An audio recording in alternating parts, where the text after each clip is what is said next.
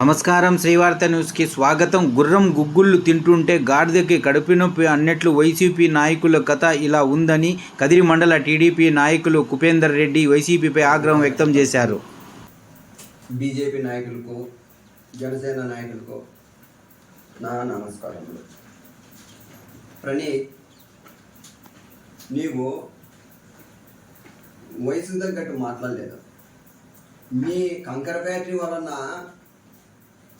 ఏదో మూసేసినారు అని నీ డప్పులు కొట్టుకుంటాను, కానీ నీ కంకర ఫ్యాక్టరీ ఏమన్నా మూసేసినారు, ఏం జరిగిందో ఏమో అనేసి ఒకసారి ఆలోచన చేసుకోవాలి. నీ ఇష్టం వచ్చినట్లు ఎమ్మెల్యే గారిని వయసు తగ్గట్టు మాట్లాడేది నేర్చుకోవాలి. నువ్వు ఎమ్మెల్యే గారు మీ జగన్మోహన్ రెడ్డిని, రాజశేఖర రెడ్డిని ఏమన్నా అంటే కన్నా మీకు ఎంత కోపం వస్తుందయ్యా? మీకు కోపం వచ్చినప్పుడు మాకు కూడా మా నాయకుడిని మాట్లాడితే మాకు కూడా కోపం రాకుండా ఉంటుందా? నువ్వు మాట్లాడేటప్పుడు నేను ఏం మాట్లాడతానో ఏమనేది ఆలోచన చేసుకొని మాట్లాడేది నేర్చుకోవాలి. రెండోది, చెరువులో నీళ్ళు అయిపోతున్నాయి అన్నాం. చుట్టుకారం బోర్లు ఉన్నాయి, బోర్లు అన్నీ నిలిపోయాయి. చెరువులో నీళ్ళు మళ్ళీ వస్తాయి. చెరువులో నీళ్ళు అయిపోవడానికి కారణము బోర్లు ఉన్నాయి, చుట్టూ బోర్లు ఉన్నాయి. సస్యశామలంగా పంట పెట్టుకుంటున్నారు. నువ్వు పంట పెట్టలా, పాడు పెట్టలా, నీకేం తెలదు. వ్యవసాయం గురించి నీకు తెలదు అసలు. ఆ చెరువు చుట్టూ ఎన్ని బోర్లు ఉన్నాయనేసి ఒకసారి ఎక్కేసుకో, తెలుస్తుంది. రెండోది, తల్లికి వందనం పర్లేదు అంటావు. 5 మంది ఉన్ని 6 మంది ఉన్ని వాళ్ళ తల్లుల ఖాతాలలోకి 13,000 వంతున జమ అయిందయ్యా. నీకు తెలియదేమో. ఒకసారి తెలుసుకో. ఒకసారి వీధులు లేకపో, ఒకసారి నీ వీధులు లేకపో, వాల్మీకులు ఉండే ఏరియా లేకపో, ముస్లిమ్స్ ఉండే ఏరియా లేకపో, తారక రామనగర్ ఆడే ఉంది కదా మీ ఇంటి వెనక, ఆడికి ఒకసారి పో. పెన్షన్లు రాలేదు అంటావు. పెన్షన్లు వచ్చేది కానీ నీకు తెలిసినేమయ్యా? మీ గవర్నమెంట్లో 250 అని పెంచుతూ పోతానైనా మీ నాయకుడు ఎంత పెంచినాడయ్యా? పెంచేదానికి 5 సంవత్సరాలు పెట్టింది.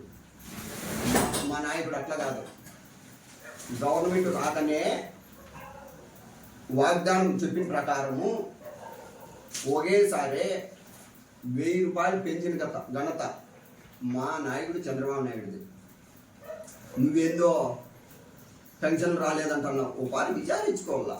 నువ్వు విచారించుకోకుండా నువ్వు ఏంటంటే అది పడితే మాట్లాడితే ఇక్కడ ఎవరు చూపెట్టుకొని ఊరికే ఉండరు. కోనేరు బాగా చేయమని అంటావు. ఎమ్మెల్యే గారికి కోనేరు మీద, నరసింహస్వామి మీద మంచి భక్తి ఉందయ్యా ఆయనకు. నువ్వు అది తెలుసుకో. నువ్వు ఎప్పుడో సంవత్సరానికి ఉత్తూరు పోతావేమో నరసింహస్వామి గుడికి. ఆయన ప్రతిరోజు నరసింహస్వామి గుడికి పోతాడు. దేవుని దండ పెట్టుకొని బయలుదేరుతాడు.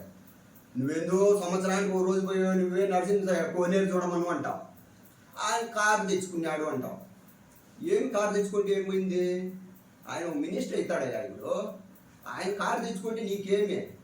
గుర్రము గుగ్గులు తింటే గాడికి మంట అంట కడుపులో.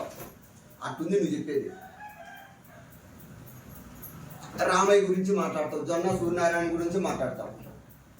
రామయ్య ఎమ్మెల్యేగా ఉన్నప్పుడు మీ నాన్న రామయ్య గారు కలిసి కాంగ్రెస్ గవర్నమెంట్లో నేను సర్పంచ్గా పోటీ చేస్తే 27 ఓట్లతో గెలిస్తే డిక్లరేషన్ ఈకూడదు. ఎస్పీ గారు వచ్చినారయ్యా. మా గ్రామం మంచి ప్రశాంతంగా ఉండే గ్రామం ఇది. ఎస్పీ గారు వచ్చినాడు మా ఊరికి. డిక్లరేషన్ ఈనీలా మీ నాన్న ఎమ్మెల్యే రామయ్య గారు ఇప్పుడు కూడా నేను కనపడితే ఉపేంద్ర తప్పు చేసినావు నాయన అంటాడు. అది నువ్వు కనుక్కో. మీ నాన్న అడిగోకారి విచారించుకో. మీరు అధికారంలో ఉన్నప్పుడు మీరు ఏమి చేసినా చెల్లుబాటు అవుతుంది. మా నాయకుడు అట్లాడి మాకు నేర్పిలా. అధికారం ఉన్నా అధికారం లేకపోయినా ఒకటేగా బతికే నేర్పినాడు మా నాయకుడు. మీరు ఎట్లా అంటే ఏంది పడితే అది మీకు ఎట్లా బుద్ధి అట్లా మాట్లాడతారు. టీడీపీ గవర్నమెంట్లో నీ దగ్గర ఉన్న నాయకులు ఎంత జనము లబ్ధి పొంది అవతలకు వచ్చినారో, ఒక ఎక్స్ఎమ్మెల్యే కావచ్చు, ఒక బాబ్జాన్ గారు కావచ్చు, ఒక జడ్పీటీసీ లోకేష్ రెడ్డి కావచ్చు, అందరూ ఇక్కడ నుంచి వచ్చిన వాళ్ళే కదా. ఈ బడి అయిపోతానే ఆ బడికి వచ్చినారు. నీ ఎందుకు నువ్వు ఏందో ఎమ్మెల్యే గారు మా కంకర ఫ్యాక్టరీ మూసేసా, మాకు అన్యాయం చేశా అని అంటావు. మీరు ఓ భార్య ఇంట్లో కూర్చొని మీ నాన్నతో మనం ఏమేమి అన్యాయం, మంచి పనులు కాదు, మనం ఏమేమి పనులు ఉన్నప్పుడు ఎవరోకి అన్యాయం చేసినాం నాయన అని అడుగు, చెప్తాడు. నీ ఎందుకు నువ్వు నీ మంచి చేసినాము, ప్రజలకు మంచి చేసినాం. ఓ భార్య వాల్మీకి ఉండే ఏరియాలకు, ముస్లిమ్స్ ఉండే ఏరియాలకు కాలంలోకి పోయి నీకు అంతా పలుకుబడి ఉండే ఆ స్వామికి పెద్ద భూస్వామి అనుకుంటానో కుటాలలో పోటీ చేయొచ్చు కదా. ఎందుకు నువ్వు కదిరిలో పోయి పోటీ చేయదలుచుకుంటావు? నాకు దానికి సమాధానం చెప్పు. ఈడైతే ఎవరిని ఎంటలేరు, వాల్మీకులు లేరు, ముస్లిమ్స్ లేరు, ఎస్టీలు లేరు, ఎస్సీలు లేరు, నీ అంటే ఎవరు రారు.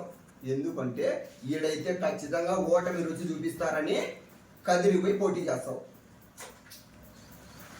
అది మీ ఘనత. రెండోది, కార్లు పెట్టుకుంటేకి సెట్ అన్నావు. ఏం ఆడ ఒంటికి బాత్రూమ్ కూర్చుంటే నరసింహస్వామి పక్కలో అది మంచిదా నీకు? ఆయన ఏదో కార్లు పెట్టుకునే కాడ నీట్గా చేసుకుంటే ఏమన్నా నష్టమైపోయిందా? నీ భూమి పక్కలో 2 సెంట్లో 3 సెంట్లో 4 సెంట్లో ఒక కొండ కానుకొని, ఒక గుట్ట కానుకొని నీ భూమి ఉంది అనుకో, ఆడికి ఆ 2 సెంట్లు 3 సెంట్లకు ఎవరన్నా వస్తారా? అది నువ్వు ఆక్రమించుకోవా? నీ దగ్గర